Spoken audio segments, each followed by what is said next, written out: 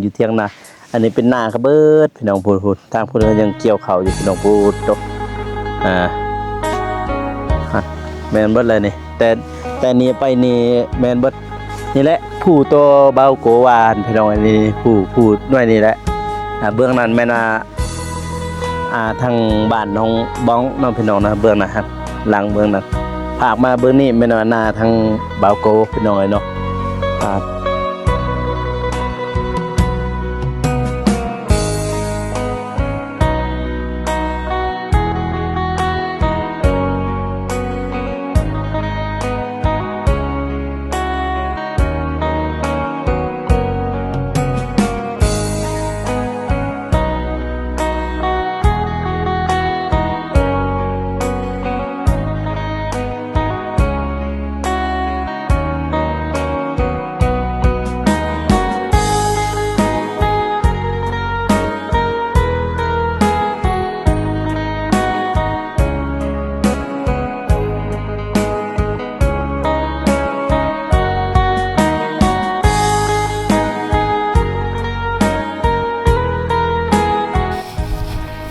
เขาเปียกเบิด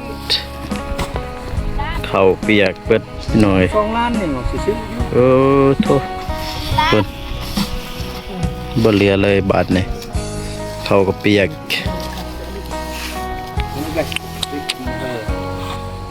บนตกเปียกเบิดเขานำตามปลาไปหน่อยเนาะ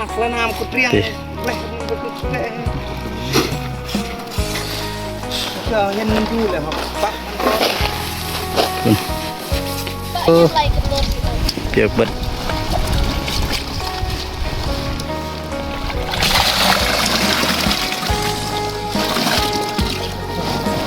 มาจะเป็นกระคุคุณ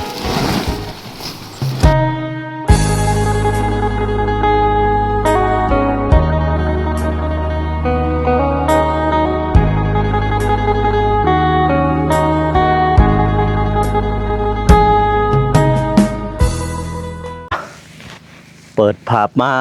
พี่น้องเอ้ยอยู่ทงไฮทงหน้าเด้อพ่อแม่พี่น้องเนาะทงหน้าบ่าวโกพี่น้องเอ้ยพ่อแม่บ่าวโกนำพี่น้องเนาะกำลังปั่นเข่าอยู่พี่น้องเอ้ยปั่นเข่าเพราะว่าเจ้าตัดเอาเนาะพี่น้องเนาะพ่อแม่เราตัดเอาเข่าเนี่ยบางบอนกะเกี่ยวบางบอนกะเอาจักตัดเอาพูดแต่ว่าใส่จักน้อยๆเอาเด้อพี่น้องเด้อปั่นจักหน่อยผลซื้อจักไม้แล้วก็มาปั่นเลยนะพี่น้องเนาะมันนี่ก็อยู่กับลานเห็นบ่เฝ้าเพื่อนอยู่เที่ยงหน้ามันอยู่เพื่อนอยู่เที่ยงหน้าอันนี้เป็นหน้าครับเบิดพี่น้องพูดทางพูดยังเกี่ยวเขาอยู่พี่น้องพูดตกแมนเบิดเลยนี่แต่นี่ไปนี่แมนเบิดนี่แหละผู้ตัวเบาโกวานพี่น้องอันนี้ผู้ด้วยนี่แหละเบื้องนั้นแม่นาทางบ้านน้องบ้องน้องพี่น้องนะเบื้องนั้นหลังเบื้องนั้นภาคมาเบื้องนี้แม่นาทางเบาโกพี่น้องเนาะแต่ว่าเขาเจ้าเฮ็ดสวนกาแฟนี่แม่นาตามภูนี่เลยพี่น้องนี่ตามภูนี่เลยสวนกาแฟของประชาชนพี่น้องแต่ว่าทางนี้เป็นทงเพียงแน่พี่น้องทางเบื้องลุ่มเนี่ยแม่นว่า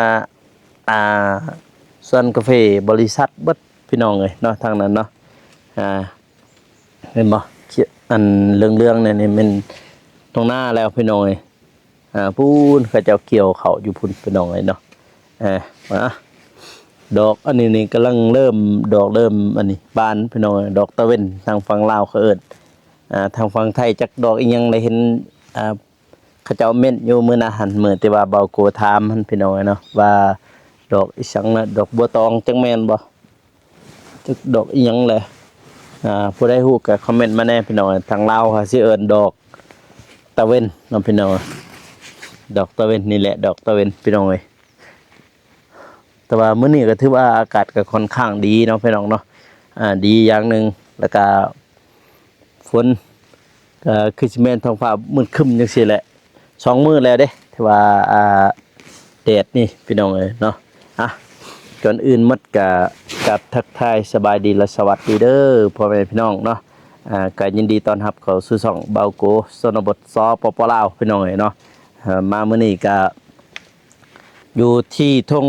นาพี่น้องเอ้ยเนาะทุ่งนาเบาโกพี่น้องเอ้ยเนาะพ่อแม่เรายังปั่นข้าวอยู่พี่น้องเอ้ยเนาะเพิ่นปั่นข้าว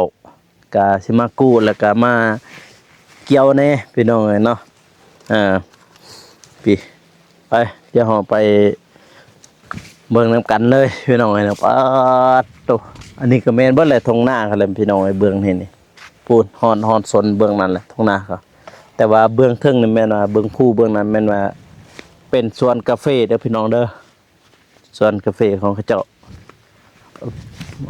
โตนี่นาเราอันฮอดต้นไม้นั่นแหละพี่น้องเอ้ยเนาะเงาไม้นั่นแหละนี่เงาไม้ต้นนี้แหละฮอดนี่แหละนาก็บ่ได้หลายพี่น้องเอ้ยเนาะโอ้เป็นเที่ยงนาเบิ่งเทิงอยู่ให้อยู่หน้าเลยเด้อพี่น้องเด้อมามื้อนี้มาหน้าแล้วมาเกี่ยวข้าวเขาเกี่ยวกองเป็นจังซี่อันนี้แต่ว่าเกี่ยวเด้อพี่น้องเด้อตัวนี้เด้อเห็นบ่ถ้าเขาเกี่ยวเขาสิกองไปปาจังซี่พี่น้องทั้งหน้าเบาเตียงเห็นเขาเจ้าเกี่ยวแล้วก็มัดเป็นหุ่มเป็นกำหั่นน่ะแต่ว่าทางนี้เกี่ยวแล้วก็กองปะจังซี่เอานี่เห็นบ่เกี่ยวแล้วกองปะพี่แต่ว่าก็ไว้ได้พี่น้องในมื้อนี้ไว้เพิ่นเกี่ยวจ้างเขาจะเกี่ยวตอนนั้นบอกว่าจ้างเขาเกี่ยวในแล้วก็ตัดเองนี่พี่น้องนี่น่าให้นี่มันเก็บแล้วกูแล้วพูดปั่นเบิ้งมาเบิ้งโอ้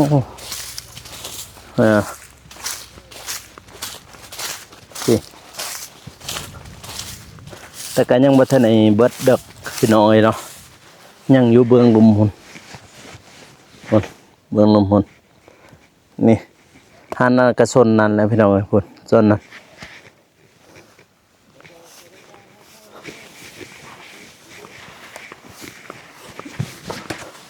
ที่อันนั้นก็ฮอนนั้นนี้แต่ว่าผู้น้อยนี่แหละผู้แต่ว่าหาคนเราฝากกันเอาไปน้องเนาะก็คือทางเบื้องนี้แม่นว่าทางอีสังทางฟังของบาวโกพี่น้องเอ้ยทางฟังเบื้องพุ่นแม่นว่าฟังของบ้านน้องบ้องน้องพี่น้องเนาะแต่ผู้น้อยเดียวกันนั่นแหละพุ่นแท้ถึงเขาเจ้าทางไปเบิดพี่น้องเอ้ยเนาะทางไปเบิดเฮ็ดสวนกาแฟพี่น้องเอ้ยพุ่นดอกบัวตองเลยดอกตะเวนนั่นพี่น้องเอ้ยมันกระตุบแต่ว่าเบื้องคือเขตเบื้องเทิงนี้จะมีสัญญาณเนี่ยแต่ว่าอยู่นี่บ่มีสัญญาณพี่น้องเอ้ยแต่ว่าบ่มีอินเทอร์เน็ตนำพี่น้องเนาะ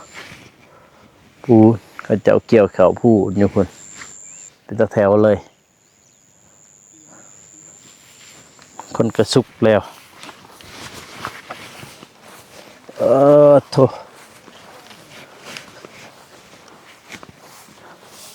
แต่ว่ากูบ่ได้มาเกี่ยวหรอกพี่น้อยบัดแล้วเพิ่นเลยยังอยู่หมอนเกี่ยวหั่นบ่อึดดอกบนทางหลุมก็ยังบ่ทันได้สุกเด้ตัวที่ว่ามันสุกหั่นแม่นว่าเกี่ยวก่อนว่าตัดก่อนพี่น้องเนาะฮอนนี้ฮอนหลุมตัวที่ว่ายังบ่ทันได้สุกก็บ่ทันได้เกี่ยวเห็นบ่เบิ่งนะนั่นเกี่ยวเลยตัวใดว่ามันสุกหั่นก็สิเกี่ยวก่อน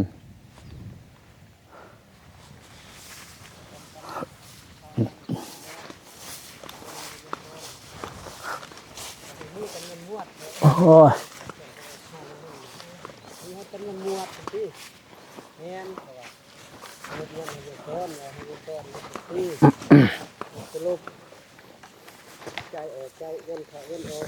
รัดมานี่รัดฮะฮะยังไม่เช้าน่ะแต่ลายเส้นนั่นสอนหับแล้วเพิ่นบอกให้สอนเส้นหับเงิน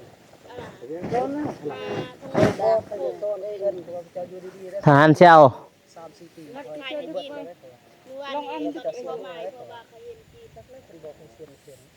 เงินบ่เห็นพอนัด อยู่นี่นี่ มีกระทัดไม่เจอนะยังมีงอมเลยอุดมเล็กไม่กำลังเดินติดมีโต๊ะต้อง เอ้ย แต่โมเสื้อแดงขนาดก็บ่ได้ มาเบิ่งอยู่นี่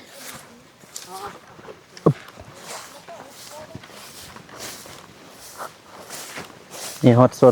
นนี่พี่น้องเอ้ยมาฮะอันนี้เป็นของเขาเลยนี่อันนี้นาเอื้อยพี่น้องนะนี่อ๋อมันหลบแต่ว่าอันนี้หน้าเข้าเจ้าพี่น้องนะเดี๋ยวดินี่ในนาเอื้อยฮอดลุมฟังนี่นี่แต่ในฮอดลุมฮอดโซนนั้นแต่ในฮอดเทิงนี่ฮอดเสือนั่นแหละแล้วว่าโซนยังอีก2ให้เบิ่งเทิงแต่เทิงมาฮอดลุมแม่นมานาเอื้อยเบิดพี่น้องฮอดลุมแต่ฟังนั้นเป็นหน้าเมเบากูพี่น้องเอ้ยเบิ่งนั่นแบ่งกันก็แต่นี่ก็ฮอดลักหัวนั่นแหละพี่น้องนะจะเห็นบ่ได้ในกล่องหั่นบางทีก็จะบ่ได้เห็นซ้ำก็ใครแน่มื้อนี้แดดออกแน่คันบ่มีแดดฝนตกเฮ็ดหยังบ่ได้พี่น้องเอ้ยรัดมันสิถืออยู่นี่รัด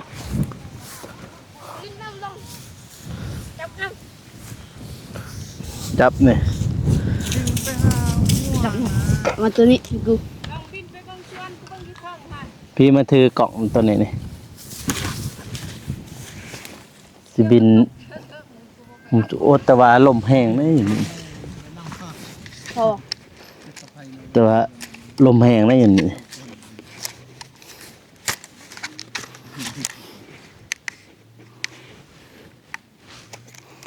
ลมแห้งนี่อยู่นี่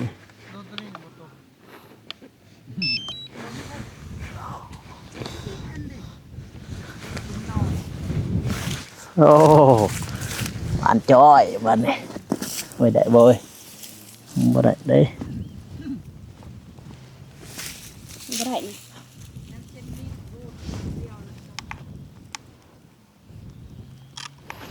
เปิดก่อน เปิดแล้ว เปิด ตัวนี้ เปิดละเอ้าปิดมาหาผู้ฝนตกเป็นทั้งสัตว์อะ ตาเทวดาตาเทวดา เมื่อฝนตกบ่ ตกแล้วนะ ตาเทวดาอยู่อ่ะ โอ้ฝนตกเลยพูดฝนตกเลยเบิ่งนะเป็นยังบ่พูดเอาเลย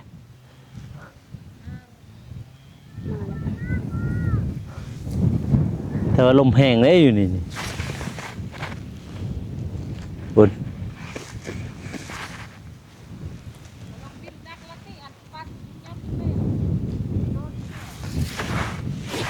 ว่าฝนตกบินมาได้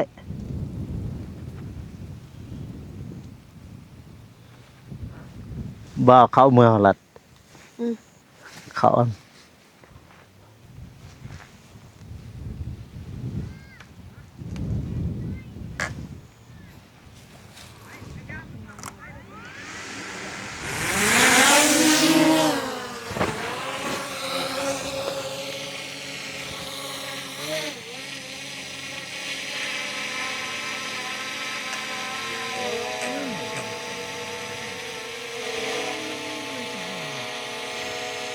โอ้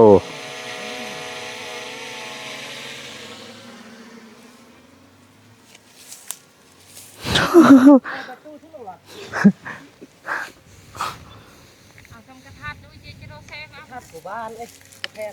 นี่เนี่ยถูกไปเลยทำตาฮอดแก่อ่ะเว้ยซ้ำมันตาเกิดบัก มุมสูงบันเหียวฝนก็ตก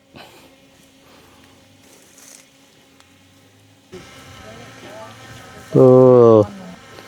บรรยากาศมุมสูงพี่น้องเอ้ย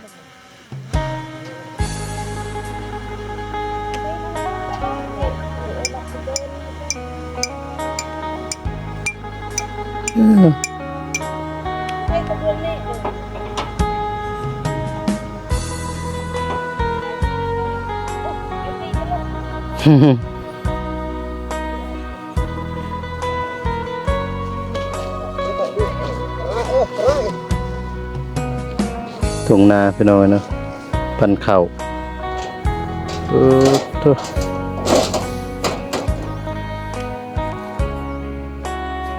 สวยงาม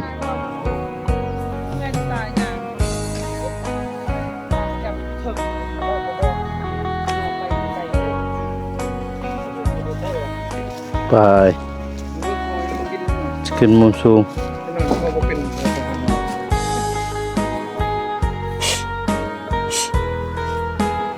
โอ้บางคนเขาเกี่ยวเลยบางคนเขาก็ยัง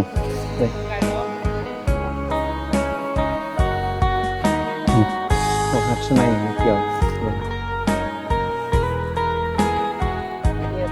เห็นมั้ยมันก็หัดสนัยจืดเลยเต็มไปด้วยท้องหน้ามัน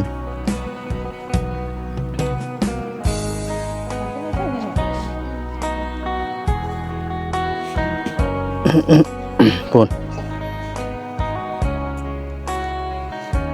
เขาเกี่ยวแล้วว่าเขาดูไปหอนพุ่นละนี่มาทางนี้ทางนี้ทางแจ๊โอ้นี่เขาจะเกี่ยวไปจะได้ผลไม้ที่อยู่นี่นี่บานไม้ที่ก็จะเกี่ยวอยู่นี่ ต้องให้สมัย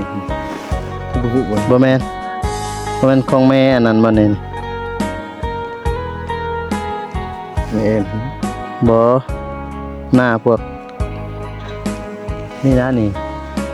นั่นบ่นะนี่นะสีหั่นนะ เกี่ยวหรือ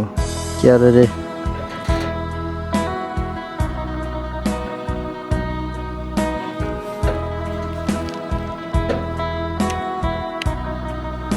นี่ก็จะเกี่ยวอยู่เนี่ย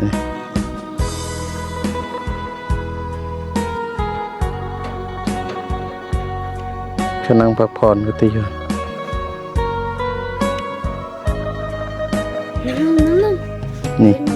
นี่ก็อนันตสิเมนฮะ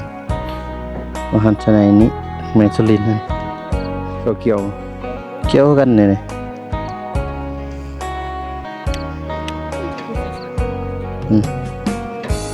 ก็เกี่ยวกันเนี่ย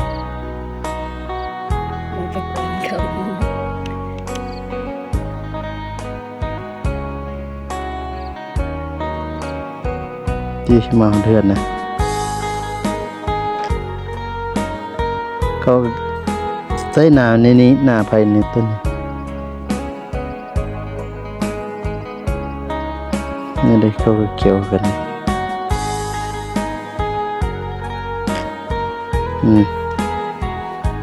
โอ้นี่แหละนาคันบันไดอยู่นี้โอ้ คนย่างคนเกี่ยวครับ คือเกี่ยวนี่นาแมนสุรินทร์นี่เขาเกี่ยวกันแต่มึงบางบอนกระสุกบางบอนก็หยั่ง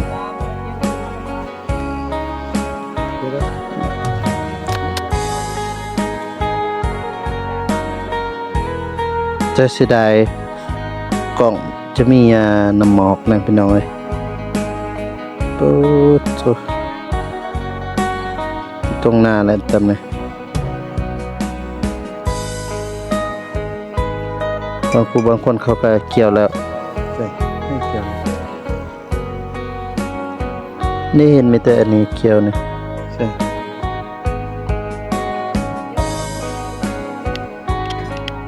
นี่ดิ เร็วเลยจนคนสี่มันเพิ่นเห็ดจะไปเห็ดไปก่อน ตัวมึงได้ อืม นี่ไม่กี่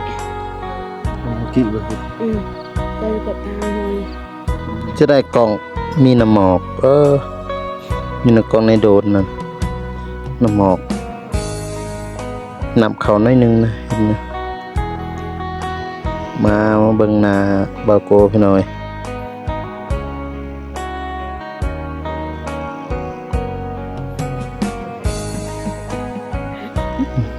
แต่หน้าอะไรเท่านี้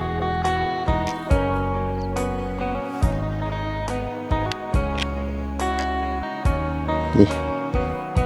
2 คันเนี่ยพี่น้อยเนาะเนี่ยเดี๋ยวผมดึงให้เบิ่งนี่ตัวที่ว่าฮอตเขาเจ้าเกี่ยวแล้วนี่แม่นเบิดแล้วพี่น้อยนะนาเอื้อยเบิ่งนี้พี่น้อยตัวเขาเกี่ยวสุดนี่แหละแม่นนาเอื้อยพี่น้อยทางข้างมึงนี่นาพ่อแม่เบาโกพี่น้องเบิ่งนี่พี่ตัวเขาเจ้าเกี่ยวแล้วนี่แล้วก็ยังอีก3-4ไห้อยู่ลุมพี่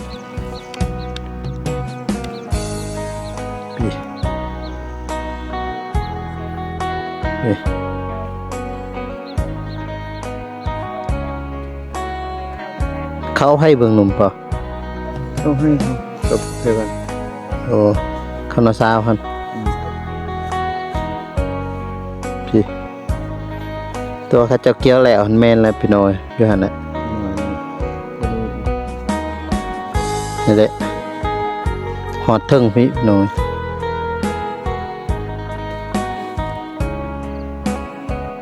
มาปัดดิ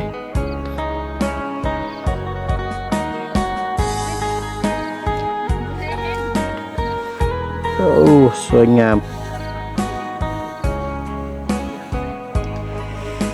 พี่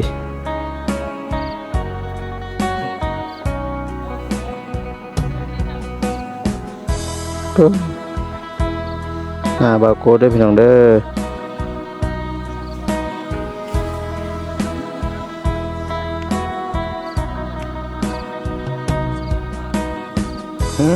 4-5 ล้าน10 ล้าน ตัว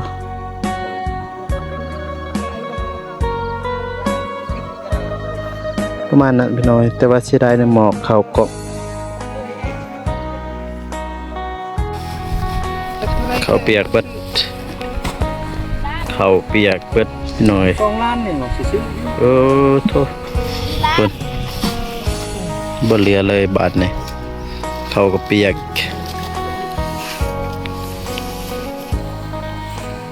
เพิ่นตัว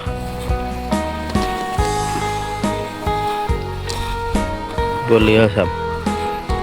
บายดิ ฝนตก จูปรุเลยก็ซั่นแหละริกเออ เพิ่นตกเปียกเปิดเขาน้ำตาปลาพี่น้อยเนาะ พองามก็เปรี้ยง ติ เราเห็นมันอยู่แล้วปะ ก็ยังไรกับต้นไปเลย เปียกเบิดจักสอบเปียก3 สอบพุ่น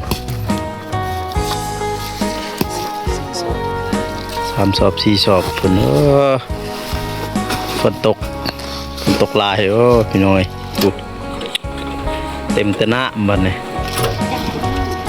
ดาคุณฟังเบื่อให้ดูเรนส์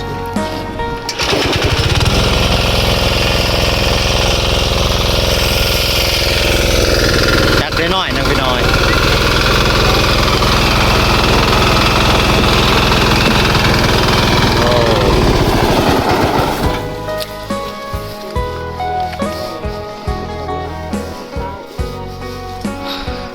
โอ้ยฝนเนี่ยก็เบิ่งติสิตกอีกได้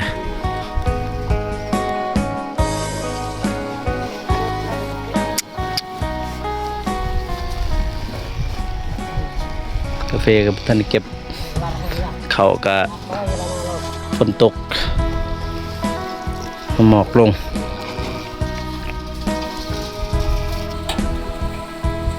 มีแตะหน้ามันเนี่ยเอาเต็มแตะหน้ามันเนี่ยโอ้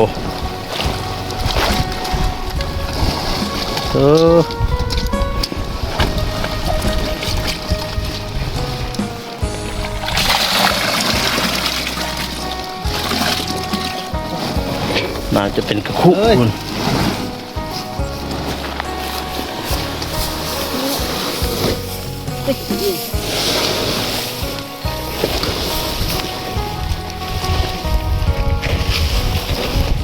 เออ มายัดเสื้อเลยแม่ ไป